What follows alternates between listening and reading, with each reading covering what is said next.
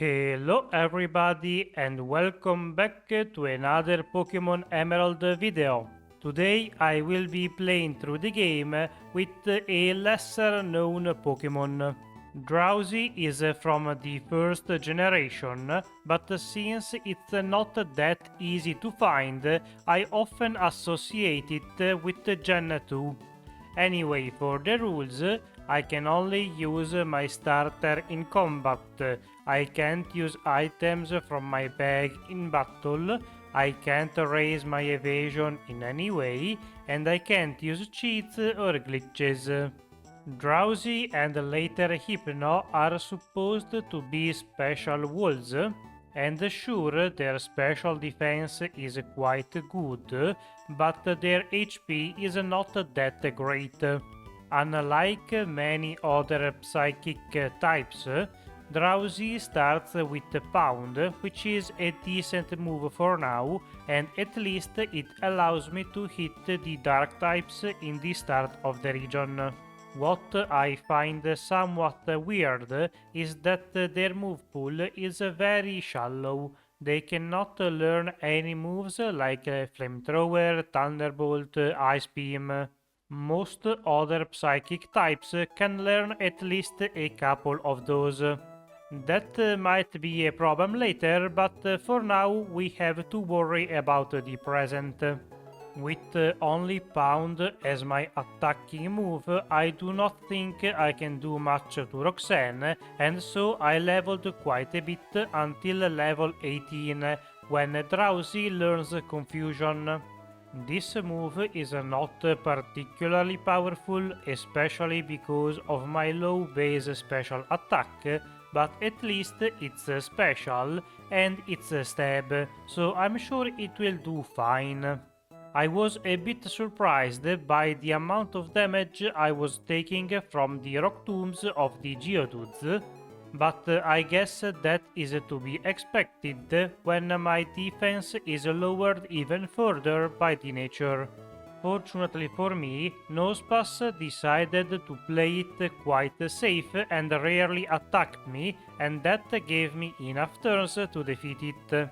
Once we have beaten this gym and obtained the first badge, we have to do a couple more things around town, starting off with rescuing the Pico. This Team Aqua's Puchiena is much less dangerous now as it gets defeated by a couple of pounds. Next, we can take on the optional fight against our rival, and for this one, Confusion should do more than well enough. Her Pokémons are not particularly tanky, and so with a couple of attacks each I can defeat them without any issues. Since I am using a psychic type with a stab move, even though the damage output is not that great, I decided to take on Brawly right now. Unfortunately, my psychic attacks are not enough to one-shot his fighting types, which is a bit sad, but I guess there's not much I can do.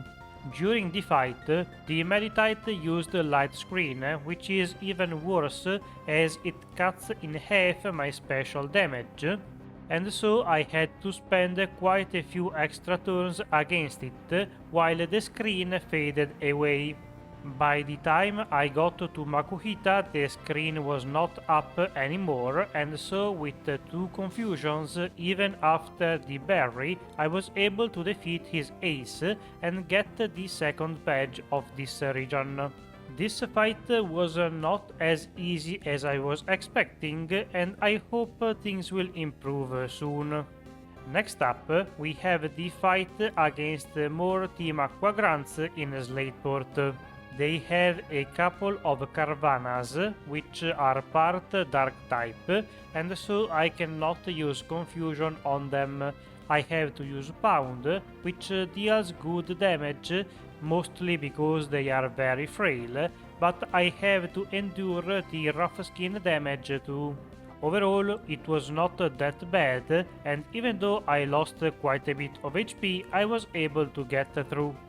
I then had to train quite a bit because our next serious fight is going to be against the rival, and this time around she is quite a bit more powerful. Thankfully the Wingull does not confuse me, and when the Grovyle comes out, it crits me with a pursuit, dealing about half of my HP in one attack. I still had enough HP to outlast the remaining Pokémons, and so I could take home the victory. For the fight against Wattson, I decided to buy Psychic, which is not that great since it is also resisted by Magneton, but at least it's a bit more powerful than Confusion. I still lost once because I got somewhat unlucky with the paralysis status effect, but in the second attempt things went much better. I was able to land Hypnosis on the first attempt, and that bought me enough turns to defeat the Magneton before it could wake up and paralyze me. The Manectric should be an easier fight since it does not resist Psychic. It tries to paralyze me, but fortunately I can cure it with the berry, and a couple of turns later I can defeat it with one final Psychic. Next, after exploring a bit more of the region, we get to Meterfall Caves, where we are informed about Max's plan to trigger the volcano to awaken the legendary. Of course, we cannot let him get through with it, and so we climb the mountain to try to stop him with a duel. Here I lost once, mostly because things did not go very well with my Tiena. In the second attempt, it was quite a bit easier to deal with him. I put him to sleep with Hypnosis, and then raised my attack quite a bit with Meditate. I got a lucky headbutt flinch and then finished off his lead Pokémon. Zubat is easy to deal with, and even though Camerupt can tank an attack, I had too much HP left for him to defeat me. Now that we have stopped the Magma team, we can get to the next gym, headed by Flannery. I was a bit unsure how to tackle this gym. I could spam Psychic and hope that I could defeat all of her Pokémons before they could do the same to me, but instead I tried to go for another strategy. I raised my attack a lot against her lead Pokémon, and maybe a bit too much so as my HP got very low. At least my attack was quite high for the moment, but unfortunately, since Torkoal has so much defense, it was not a one-shot. Fortunately, I got another lucky flinch, and that allowed me to defeat the turtle the next turn.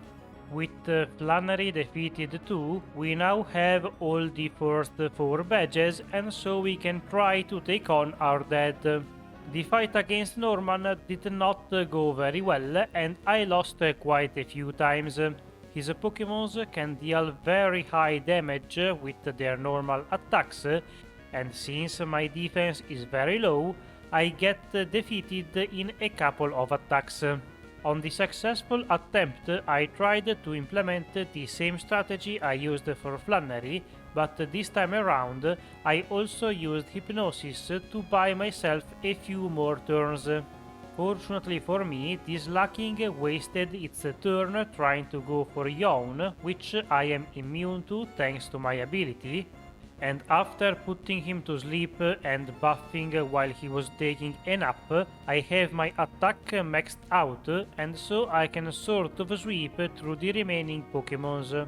The reward for completing this gym is the TM Surf, which we can use to reach the next side of the region. Here we eventually get to the Weather Institute, where we have to take on the Team Aqua Admiral Shelly. While her team is nothing to write home about, I almost ended up losing because I got confused by my Tiena and then had to hit myself in confusion quite a few times in a row. I managed to snap through it once and finish off her Pokémon, but that was very close from a usually very easy fight. Anyway, moving on, a couple of steps later, we have to take on our rival. May is much easier this time around. She does not even get a crit with Leaf Blade, and so the damage she is able to deal on me is not that high, and I can easily tank all of it. In 4-3, after getting the scoop from Steven Stone, we can get to the gym, and here we have to take on Winona. It is always a bit risky to set up against Swablu since it knows Parish Song, but I decided to take a risk. Next, after defeating her lead Pokémon, Tropius came out, and since this Pokémon does not have the craziest moves, I decided to take the opportunity to set up a bit more. With my attack quite high, I thought I would be able to one-shot everything, but turns out that I can't even two-shot Skarmory. The only thing I could do is set up a bit more and hope that it would not use Sand Attack too many times. Things got very close once again, especially because she got a crit, but I was just barely able to finish off all of her Pokémons before getting defeated myself. And now that we have the Fly Badge too, we can get to the next town, where we have the last optional fight against our rival. Her team did not improve much, and so instead of wasting time setting up with Meditate, I decided to just spam Psychic until all of her Pokémons were defeated. That took a bit of time, especially because Pelipper likes to stall with Protect, but eventually I managed to knock out all of them. Defeating May here also gives us access to Substitute, but that will come later. After getting the Magma Emblem key item, we can infiltrate the cave where Groudon resides. Here, after defeating a whole bunch of Team Magma Grunts, we are face to face with their leader. Maxie awakens the legendary with the wrong orb, and so the Pokémon flees away. In frustration, he attacks us, and this time around, the fight against him goes a bit better. I still get swaggered by my Tiena, but this time I do not deal as much damage to myself, which is great since thanks to that I have more than enough attack to deal with the rest of his Pokémons. Once again, things were not very easy, but at least I was not on the brink of death for once. Once we have defeated the Team Magma leader, we attempt to stop the Team Aqua too, but in their base we are only able to find one of their admirals. Much like the rest of the Mightyenas, he too confuses me with Swagger, but once again I do not hit myself too many times, and so I can get through this team. Next, I grinded quite a bit, because I expected Tate and Liza to be a major obstacle in this run. In the end, it turns out I was wrong. I was able to defeat them in the first attempt. I'm not sure if it was because of good luck or my miscalculation or the training, but the fight against them proved to be not that hard. I was able to put Claydol to sleep on the first turn, and from there set up a couple of times with Meditate. Thanks to those attack buffs, Shadow Ball is now able to one-shot all of their Pokémons, and since my special defense is so good, they cannot do enough damage to me before I can defeat them. With this badge obtained too, it's time we take on the double fight against the leadership of Team Magma. For this one, we are not alone, but we have Steven to help. I was hoping for the ex-champion to be somewhat offensive today, since my damage output is not that great. I had to somewhat rely on him to attack too, if I wanted the fight to not go on forever. Unfortunately, that did not turn out to be the case. Even though he got swaggered, which means that he has a lot extra attack, the amount of times when he used a physical attack is very low, maybe once or twice. This means that I have to do most of the damage myself, but since I am not immune to intimidate like him and I got taunted, I cannot raise my attack and so my damage output is very low. Still, things were starting to look okay. After defeating all of Max's Pokémons, I still had half of my HP, and so as long as things do not go too unluckily, I should be able to win. For once I did not get confused by Swagger, and so I can land the finishing blow on their Mightyena and win the match. As a reward for the help, Steven gives us the Dive HM. We immediately have to use it to reach the seafloor cave, where we are reached by Archie. While his team is very similar to the ones that gave us so much trouble throughout this run, this time around Confusion decided to be somewhat lenient on me, making me hit myself only once. With the attack boost from Swagger and Meditate, I was then able to defeat the rest of his Pokémons without too much trouble. Even though we won this match, the legendary gets awoken anyway by the red orb, and now that both of the weather legendaries are active, their region is at a high risk, because both of their abilities are switching the weather very quickly. And so we gotta go to Rayquaza to ask him to help us stop the other two legendaries. While I do that, could you leave a like, maybe subscribe and ring the bell? It helps out the channel a great deal. Once we have rescued the planet, we can get back to the badge collection and finally fight the last of the gym leaders. Here I adopted a bit of a weird strategy. I decided to switch to a fully physical moveset. Ever since Tate and Liza, I decided to use a bit of a weird strategy. I went with a fully physical moveset for now. Thanks to Meditate, I can increase my low attack, and so Return and Shadow Ball should be able to deal good damage after a few boosts. That is more or less what goes on with Juan.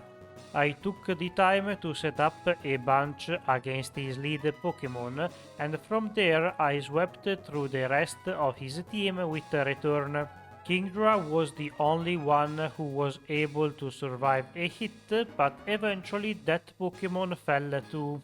And now that we have all of the badges, we can get to the Victory Road. Here, the first encounter is going to be against the rival Wally. His team is not too bad, but after setting up a couple of times in front of Altaria, I thought that my attack would have been high enough for the rest of his team, and more or less it was. Of course, the only thing that is always going to be a problem is Magneton, since it resists normal, but with just 2 attacks, that Pokémon is defeated too.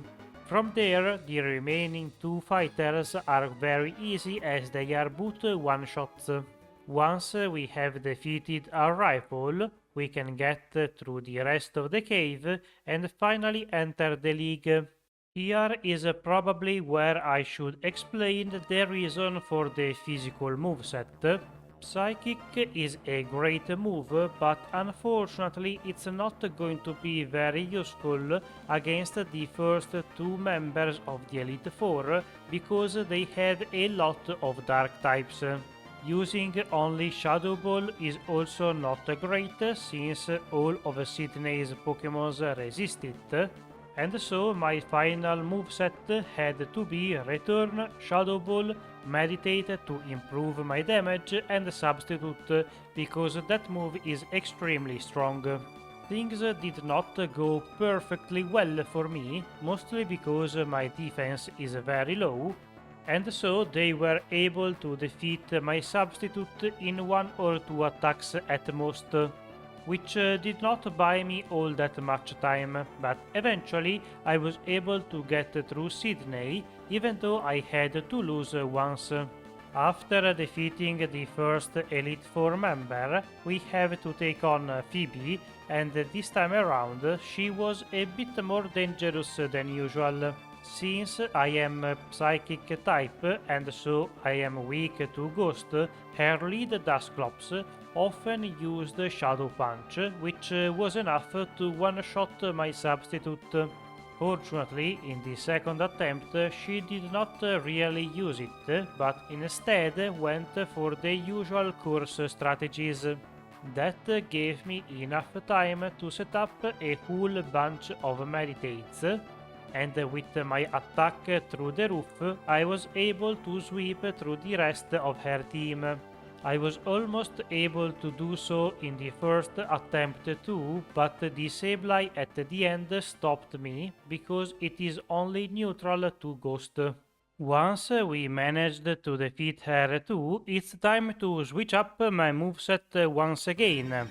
I still had the Calm Mind TM from Tate and Liza, and I also bought another Psychic.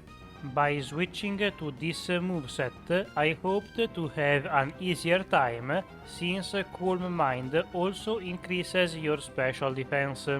But here is where the lower physical defense really starts to matter. All of their Pokémons have at least one physical attack, which deals a lot of damage, and once again is more than able to two-shot my Substitute. That is very bad because it does not leave me much time to set up properly with Calm Mind, especially because I need quite a few boosts to increase my special attack to the point where Psychic is actually good. With Glacia in particular, the hail turned out to be a major issue this time around. Since it goes behind the sub, I did not have many turns to set up and do everything. Fortunately, I was just barely able to get my power high enough to get through her. After a few attempts, I was just barely able to get through her. And for Drake, it was sort of the same story, but a bit easier this time around. Shelgon does not have that many powerful moves, but even Rock Tomb, which is not stab and bad power, is able to two-shot my Substitute. And his Pokémons are surprisingly tanky, so I needed at least 4 Calm Minds, otherwise I would get defeated at Salamence. After a lot of substitutes, I was finally able to set myself up enough.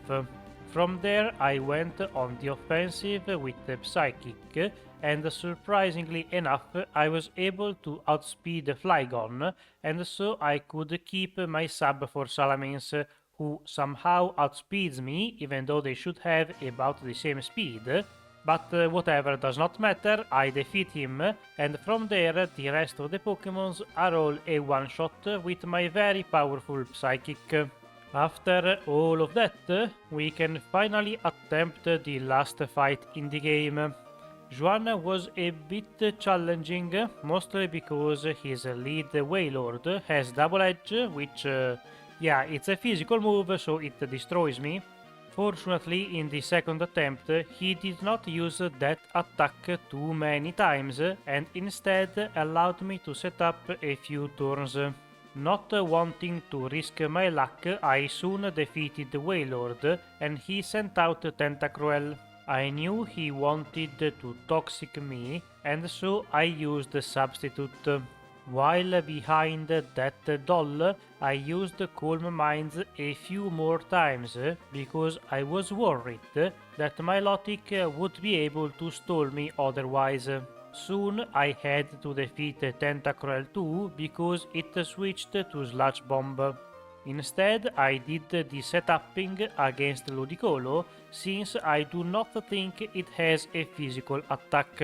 Even though it set up a few double teams, I was able to hit through them, and thanks to my maxed out attack, I was able to sweep through the entire of his team, except for Milotic, because that Pokemon is a huge special wall.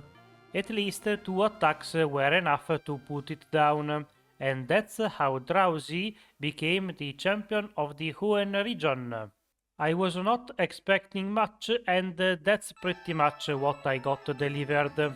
Thank you for watching. If you enjoyed the video, leave a like, subscribe, ring the bell and all of that YouTube stuff. If you have any video ideas, feedback, comments, leave them down below and I'll see you next week. Bye!